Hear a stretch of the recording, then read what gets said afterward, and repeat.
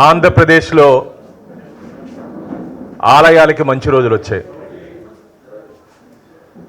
గత 5 సంవత్సరాల్లో ఆంధ్రప్రదేశ్లో ఎక్కడ చూసినా సరే దేవాలయాలపై దాడులు, దేవతా విగ్రహాలు చెవి ముక్కు నరికివేయడాలు, పవిత్ర రథాలు దగ్నమవడాలు, ఆఖరికి పవిత్ర పుణ్యక్షేత్రమైన తిరుమలను కూడా ఒక రాజకీయ పునరావాస కేంద్రంగా మార్చి జగన్మోహన్ రెడ్డి గారు 2019లో ముఖ్యమంత్రిగా ప్రమాణ స్వీకారం చేసిన తర్వాత మా టీటీడీ యాక్ట్ 30 ఆఫ్ 1987కి వ్యతిరేకంగా 81 మందితో ధర్మకర్తల మండలిని నియమించడం జరిగింది.